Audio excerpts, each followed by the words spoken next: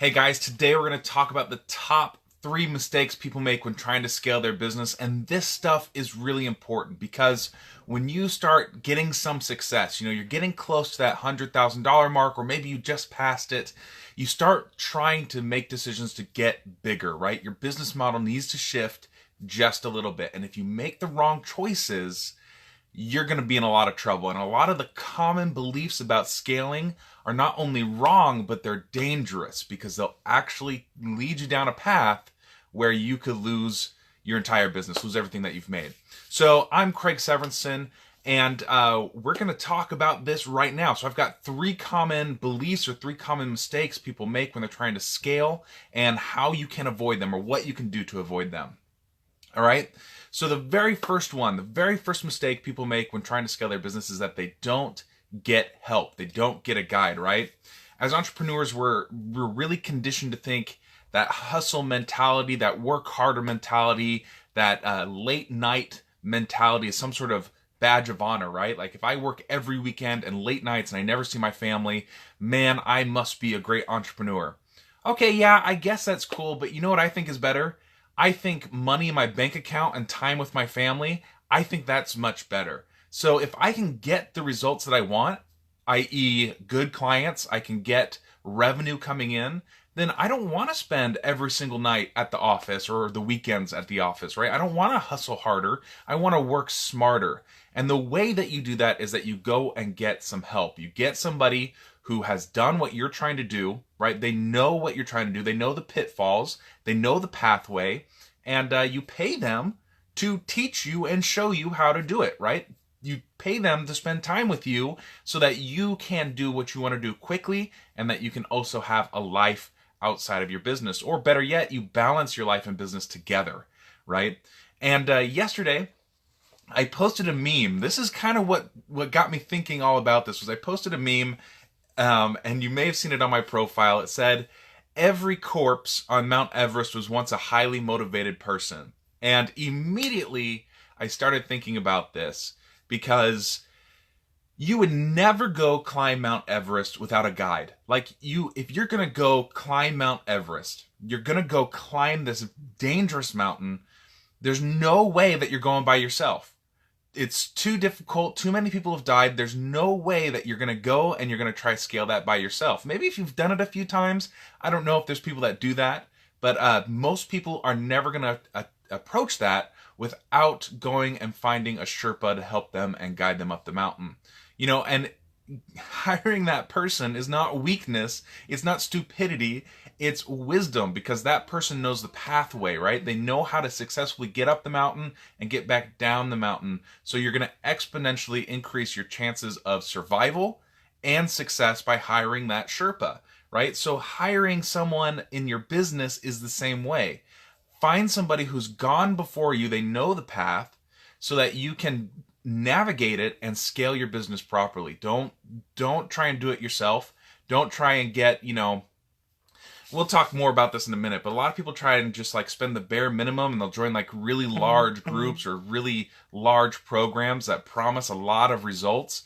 But the truth is that a lot of those places just don't do it. So you want to look for someone that has really specialized attention. You want your Sherpa to actually guide you, not just point to the pathway and say, walk that way, right? You want someone who actually knows how to get where you're going. So that's tip number 1, is that lots of times we try to scale, but we don't get help.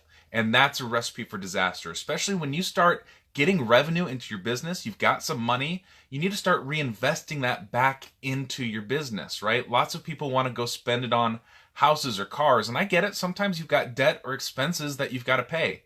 And while you've got to balance that, those necessities, if you don't invest in your business with training, with coaches, with, in reinvesting into your business, you're not going to get the traction that you want, and you're going to get stuck at just before that $100,000 mark or right about at that level, right? And honestly, lots of people get stalled out more like at $60,000 or $70,000. But if you can push up to the 125, you're going to have the same problem. Okay, so tip number 1, go get a guide, go get some help. Okay, number 2, the number 2 mistake that people make is that they try to scale in the wrong direction. So if you think about scaling your business, there's kind of two ways to think about this. One is going wide, right? Like starting to reach a lot of people. And I think when we talk about scale, that's where most people, that's where their brain goes to. But there's another direction you can do, and that's depth, right? Serving fewer clients, but in a deeper capacity, really getting more results in for them, going deeper. So when you go wide, the issue with that is that you typically try to charge like a front door, you build a cheap product. That could be a course, it could be a funnel, it could be, a service or a report or an audit that you do. But the idea is that it's a really cheap, low price thing that then you can supposedly sell to a ton of people. And the problem with that is that those types of things take a ton of reach, right? So if you don't have proven marketing systems, if you don't have proven sales process, if you don't have a proven product, you need to like really invest a lot of money in reaching enough people to even get some traction on that, right? So what ends up happening is you've got this low priced offer that you're pushing, but it's not bringing in results and you don't have enough resources to really drive it out there and really get those results that you want. So the opposite of that, right, or the other option, rather than scaling with width or reach, is to scale using depth, right? Instead of working with a ton of clients, work with fewer clients, but for more money, right? So now you're working with fewer people. You don't need as many. Your reach doesn't need to be as big, but each client you make really increases your revenue, right? And you also get to work with them on a deeper level. This is the coolest thing, I think, is when you go scaling wide and you've got a really cheap offer, okay? The services you provide there are really crappy. Like, they're awful, aren't they? Like, you just don't have the energy or the money to invest in helping that person with a lot of stuff because they're not paying enough money. Versus somebody who's paying you, so let's say, you charge $100 for an audit. You'd go through the audit or whatever that you do, you give them the results, but the implementation, you can't afford to do that, right? So if that's all you're selling and then you're moving on to more audits, you're constantly on this treadmill of trying to sell, and you're making $100 each time when the real money would be you do the audit even for free, right? And you're like, hey, this is a huge project. Let's go deep with it. And they pay you $10,000, dollars or something along those lines to go deep with their product rather than that $100, right? So I mean, think about that math, those numbers, right? $100 versus like $10,000 per client, right? If you want to add $100,000 to your business and you're charging $100, that means you have to find 1,000 people through the year. Do you have the marketing reach? Do you have the proven product to actually get that number in the door, right? Most people, when they get to that level of like just before 100K or at 100K, they're not in a position to do that. But if you're selling something for $10,000, now you only need 10 clients. You can find 10 people who fit the perfect model that you can go deep with, get great results for them, and will pay you that amount of money, right? And the cool thing is, we talked about how when you're selling that $100, it's like a treadmill where you're constantly trying to find people. Well, when you're charging a higher price and you're going deeper, now when that person hires you, you can put a lot of dedication, you can put a lot of time into that, and you get to do really cool things. You get to get really good results with that client. So when you're looking to scale, don't go wide at first. Go deep, right? And this mistake actually ties into the third one. So we'll just go to number 3, and then I'll add some more thoughts on that. So number 3 mistake that people make is that they try to automate or delegate an unproven process. Okay, so until you reach $250,000 to $500,000 in your business, so we're talking your multiple 6-figure business, your marketing and your sales and your product are just too unproven. You don't know exactly what it is about them that's making it work. So if you try to automate, for instance, right? So by the way, automation is never really 100% automation. So if you don't understand how a process works, you can't automate it, because somebody needs to know how it works and how it gets the results that it gets, right? And that person should be you. You should get it. You should understand. So before you reach that level, you don't have the proven methods to put in place to try and automate, or the proven product to know that if you invest $20,000 in advertising in this product, that you'll make, $100,000. You just don't know if that's the case or not because you haven't proven out the product or proven out the system.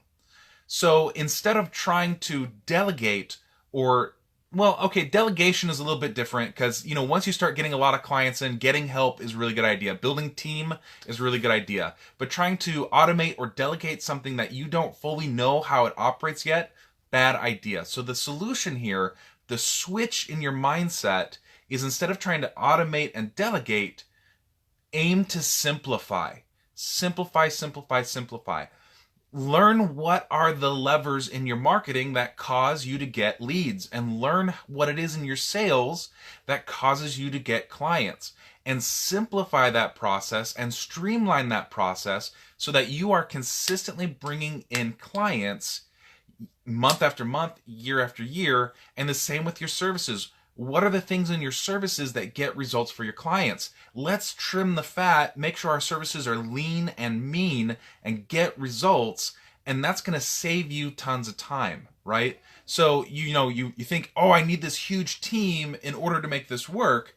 Well, no, you just need to put in the work to simplify your process, to really look candidly at your services and at your systems and make sure that they're functioning properly. That's really what you need to do.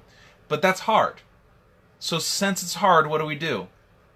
We simply try to pass the buck to somebody else, right? We pass the buck to a new employee and say, hey, figure this out or do this. And then when it doesn't work, we take it back. We're like, why'd you screw this up?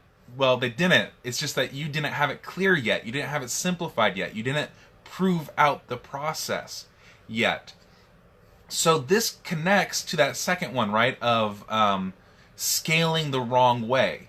Because if you're simplifying your services, you're simplifying your systems, and at the same time you're raising your rates and going deeper with your clients, suddenly you're going to move up the client ladder, right, as in quality of client, and your business is going to scale to that $250,000 level because you're bringing on higher paying clients in a more efficient way. So when we talk about scaling, what I really want you to take away from this is do not go for reach first. Don't go wide, not at first. There's a time and a place for that, but it's not when you first start building your business, not when you're not yet at like the $250,000, $500,000 level. So when you first start scaling, go for depth, go for higher rates, higher prices, better clients, and really focus in and streamline your stuff. And that's gonna really just boost your business all the way up.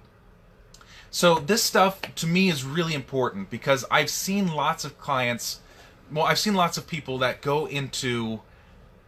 they invest into these like pipe dream programs, right? Like, we're gonna build an automated webinar, and that this one webinar, this one funnel is gonna feed your posterity for the next 2,000 years, right? Like your great-great-grandchildren are never going to go hungry because you're going to build such an awesome funnel that, you're just going to be swimming like Scrooge McDuck in your whole money bin. And that's just not going to happen, right? But what happens is we buy into those ideas, and we spend all of our time, all of our money trying to build this perfect funnel or perfect webinar or perfect course or perfect low price offer, and we stop taking care of the business that got us to the level of success that we have, right? We stop paying attention to it. So the business starts going down the drain, the revenue starts going down the drain, and at the same time we're investing all of our money into something that's not working, or at least won't work until a significant amount of investment of time, experimentation, and money. So you're talking several years before this stuff might start working. There's exceptions to that. People get lucky. Broken clock is right twice a day, right? So some people are unicorns and they get lucky, but most people, this is the sad truth, is they go down that path and they lose pretty much everything. They lose pretty much everything.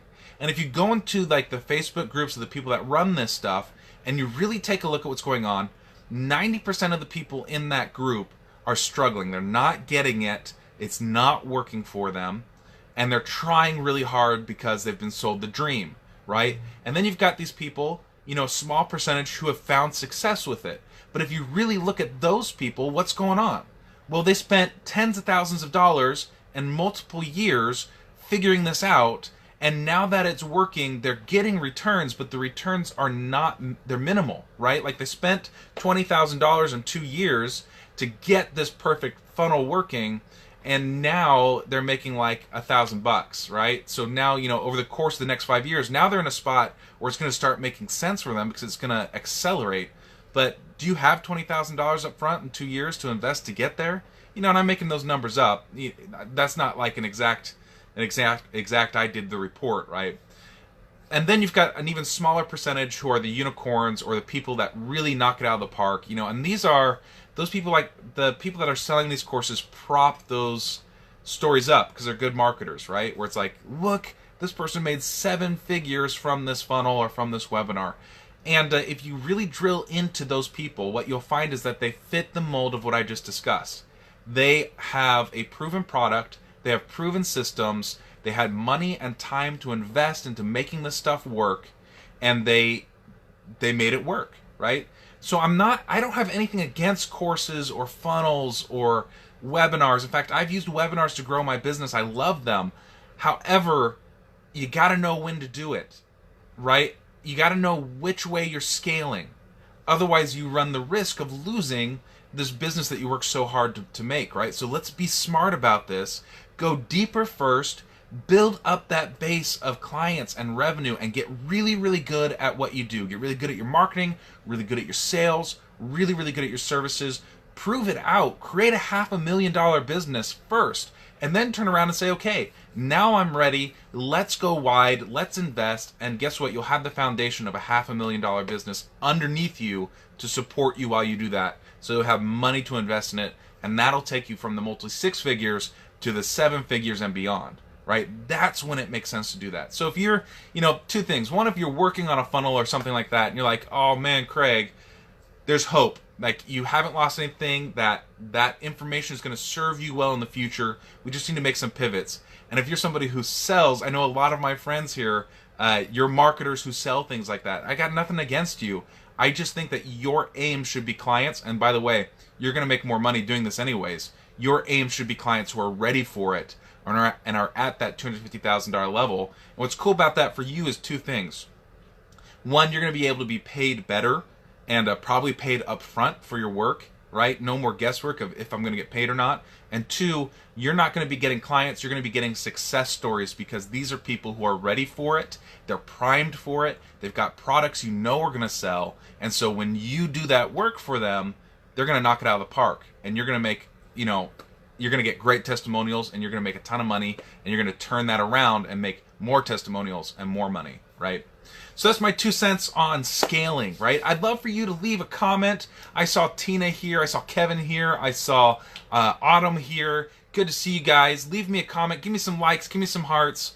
And tell me, what is your biggest takeaway from this presentation today? What did you think? Like, what's the one thing that you're like, oh, I didn't think about it that way, or hey, I want to do that? Or maybe I ruffled your feathers and you disagree. I want to hear about it. I will interact with you in the comments, so go ahead and do that.